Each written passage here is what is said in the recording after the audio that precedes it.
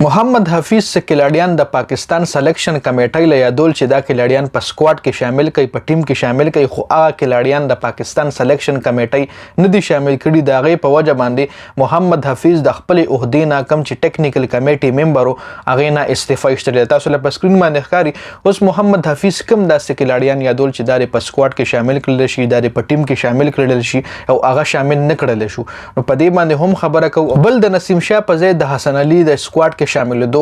امکانات دي جی 80% دا خبره وایرل شوې ده چې حسن علي په سکواډ کې شامل شوی د نسیم شاه په ځای او زمان خان چې کوم دی هغه ټریولینګ ریزرو کھلاڑیانو کې شامل دی. ټریولینګ ریزرو کھلاڑیانو کې یو زمان خان دی یو محمد حارث دی یو ابرار سپینر بالر دی جی. اوس محمد حفیظ یادول چې سرفراز احمد دی په سکواډ کې شامل شي او اماد وسیم دی په سکواډ کې شامل شي چونکه د حسن علي حواله سره هم محمد حفیظ اګری نو د پاکستان سلیکشن کمیټۍ لیویلو چې حسن علي م شاملوي زمان خان چې کوم دی هغه 15 ممبر سکواډ کې شامل کړي. ټوټل به چې ویډیو کې د سره کنفرم کوم اوس نه ټوټل به 13 کھلاڑیان د ورلد کپ د لپاره سلیکټ کیږي چې کې 15 کھلاڑیان چې کوم دي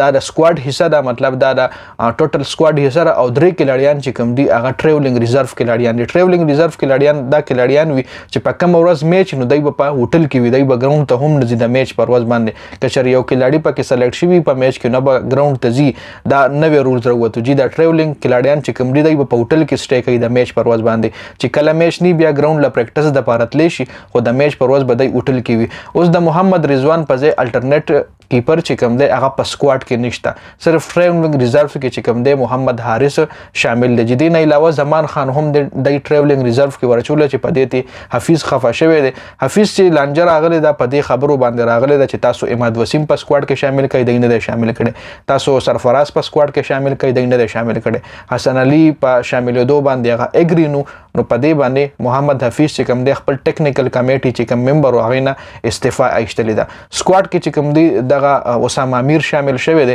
ابرار احمد سپینر بالر چې کوم دی هغه ټریولینګ ریزرو کې دی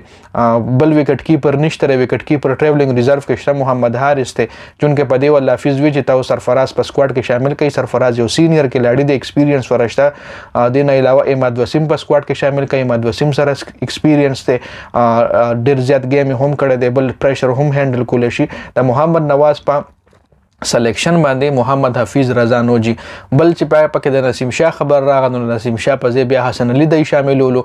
یا کې دیش محمد عامر چانسز وکړه محمد عامر او د حفیظ په لو کې نه لګي او حفیظ دا بیان هم ورکړو چې په سکواډ کې یا کم از کم هغه کھلاڑي ټیم ته نه دی راوستل پکار چې د ملک سودا کړی وي. نو اوس حفیظ چې د سلیکشن